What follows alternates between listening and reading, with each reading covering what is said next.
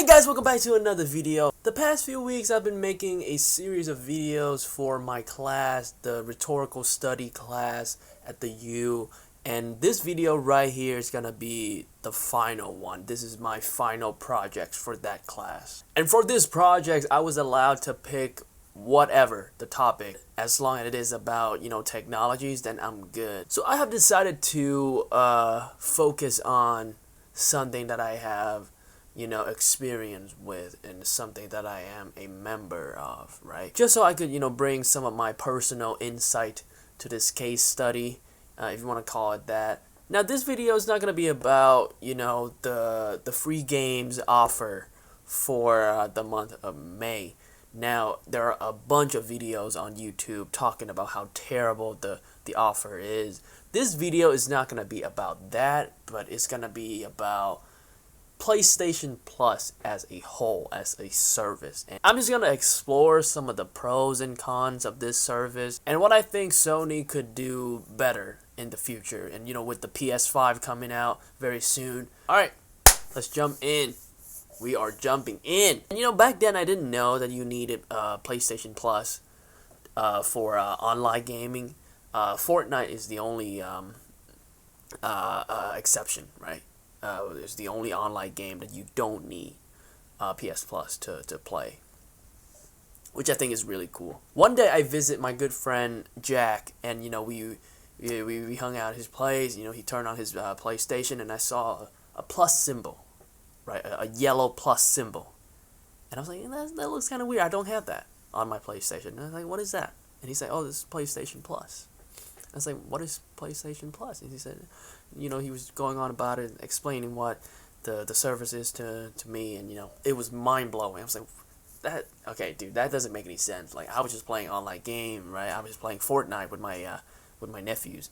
I didn't need PS Plus for that. So I didn't get PS Plus for a while, and I didn't know that I needed it until I wanted to play Gang Beasts, right? I was at my place, and I was playing Fortnite with Jack, and we just got beaten real bad by some 12 years old, right? And we were frustrated, and I was like, you know what? Let's just play something else, right? And he was like, what do you want to play? And I was like, let's play some Gang Beasts. He was like, yeah, cool, let's play Gang Beasts. And I couldn't do it. I couldn't play the game because I wasn't a PS Plus member. So I was like, Jack, there's something really weird. It is saying that I can't play the game because I'm not a PlayStation Plus subscriber. And he's like, yeah, you need PS Plus to online game. It was such a weird concept, like you have to pay in order to play online games. So in June 2019 I decided to buy the subscription. It was on sale for like $40, but normally it would be $60 bucks a year. So with my PS4 and with the subscription, here are the things that I am now able to do. I can download up to 2 games every month for free. I can there are some really good deals on games for PlayStation Plus subscribers, and I can now play online games, which is still kind of ridiculous if you ask me, but it is what it is. Before I tell you my personal opinion on PlayStation Plus, I want to show you guys something. I did a little bit of a study. I email 4 questions to Jack and Kyle. These are the 2 people that I gamed with the most. When you hear about, when gamers talking about, playing games with the boys, these 2 right here are my boys. So I sent them like 4 questions and asked them to answer them. And here are the questions. Number 1, what do you like the most about the PS Plus service? Number 2, what is your least favorite aspect of it? Number 3, do you miss the good old days when you don't need it for online gaming? Number 4, do you think that it alienates low-income gamers? So those are the questions that I sent to my boys. And Kyle, he said the thing that he liked the most about the PS Plus service is that the backup storage and the discounts for games. Now, I've said it before and I'll say it again. The deals and the discounts are great. I was able to buy some really amazing games dirt cheap. Like you're talking way below $15. So That's huge. The backup storage. So I don't really know how this works, but I think when you subscribe to PlayStation Plus, you have more storage. The free games that you download every month, the data go to that additional storage. I think that's how it works, but I'm not 100% on that. So let's just keep going. Least favorite aspect: the total cost versus the total benefit. So basically, what he's saying is that the $60 is not worth it. Do you miss the good old days? He said yes. Online gaming should be free, and they should include more benefits to the PS Plus service. There you go. Online gaming should be free, and I could not agree more. I think charging people to play video games online. A lot of the time, you have friends who you want to play games with, but you are not in the same room. So you have to play games through the network and whatnot. And like imagine one of them doesn't have PS Plus, and they can't play the games with their friends. And number 4, do you think it alienate low income gamers? And he said yes. He said it stops people who usually want to game to escape their financial reality from accessing it. It also doesn't help that everyone is currently isolated from one another. Now this is a great point. I will come back to this, but right now I'm gonna read what Jack sent me. But this is a great point, so thank you, Kyle, for bringing that up. Now, this is Jack right here. If you're one of those people wondering why I have a picture of a mouse as the avatar for Jack, I would like to keep this between us. It is an inside joke. That's what it is. To answer question number 1, he said, I like that it gives me discounts on games as well as 2 free games every month. Sometimes the games are trash this month, but a lot of the time they're pretty good. I also like being able to play online with my friends, but back in the PS3 days, we didn't need to pay to play online. So I guess in that respect, it's kind of odd. I don't really think about it honestly. Every November, $60 comes out of my bank account, and I don't blink an eye. Mostly because I'm sweating in a game of Battlefront or Fortnite. Oh, Jack. And he kind of combined, question number 1 and 2 together. But basically, what he's saying, pretty similar to Kyle. The free games that they offer and the discounts. They're, awesome stuff. But again, you're charging people to do what they love, and we already pay for the console. We already pay for perhaps additional controllers, and we already pay for the games and the Wi-Fi. We don't forget about that. We're paying for the Wi-Fi too. So that is a lot of money. Now you're asking for more money just to play the game? That is pretty odd. I agree, Jack. That is pretty odd. And for question number 3, he said, I kind of miss it, but it never really a thought that crosses my mind. Now, Jack, he's been a PlayStation Plus subscriber for quite a while. So for someone like him, I feel like he's used to it now, as opposed to someone like me who just got it not too long ago. So I'm still a little indifferent about it. But Jack, he's been in the game. He's been around. And finally, do you think it alienate low-income gamers? And he said, yeah, I could see it affecting low-income gamers.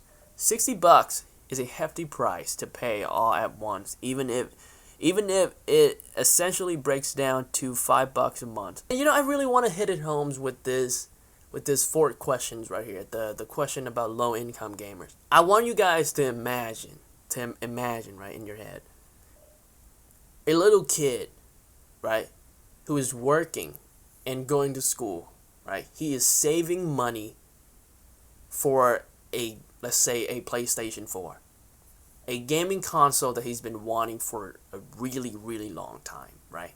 And he's saving money for that. Let's say he got $300, right?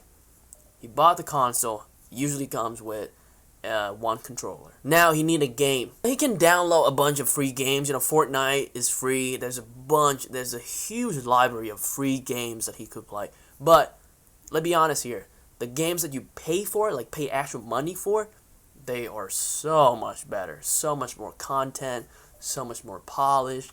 And these games, they're not cheap. If you're talking about like the big names, like those AAA games, $60. Huh, damn. Like that's just the standard edition. If you want to get the deluxe edition, the whatever edition, some of these could cost like more than $100, right? But let's just say that he wants the $60, just the standard edition, right? How much is that? $360. Now let's say this kid has a little bro, a little brother, or a little cousin, right? Who also wants to play the game. What's the problem here? There's only one controller. So now you gotta save money for an additional controller, right? How much is that? $30, $40, right? $50. How much total? $400 just to play one game, right? A console, a controller, and one game. That's about $400. You're telling me that you want this kid, right, to pay another $60 every single year to play games, to play online games. That's just not fair. I'm sorry, but that is bullshit. That is bullshit. And now I'm not saying that, PS Plus is bad. I'm not saying that this is a bad model. It is not bad. It is flawed. I think for Sony, what the mentality is going in, creating this service is that, we're gonna reward the people who stay with us. We're gonna reward our members. That is the mentality going in. Pay us $60 every single year, and we will reward you with stuff. How about 2 free games every month? How about a bunch of great deals? How about, the ability to play online games? When you give the business your money, you're getting the reward. Personally, I am fine with 2 free games every month. I am fine with, additional deals, additional discounts on games. What I am not fine with is that you are charging people money, real money that some of these guys, they have to work their asses off for. Some of these guys, they have to work so goddamn hard to save these money. And you're taking those money and say, unless you continue to give us your money, you're not going to be able to get online and play games. Why can't owning the games enough, right? We pay money for the games. And again, these games, oh man, they are not cheap. You're not talking about, going to the movie, you pay $10, $5, and you sit there and you watch the movie. No. This is something else. This is way bigger. $60 for a game, man. So why is that not enough? Why can't we just pay money for the games that we want? And then when we put the disc in, or if you buy it digitally, you can boost it up. Why is that not enough? Why can't we just own the game and then play it? Why do we have to pay more money to the company that we already pay for the console, for the controllers? But why do we have to pay even more just to play the game? Now, listen, for example, Call of Duty. Call of Duty, some of the most expensive games that you can possibly buy. They do not go down in price. Look at Call of Duty Ghosts. Look at Call of Duty Black Ops 3, right? These games they're pretty old. They are pretty old. And they still cost $60.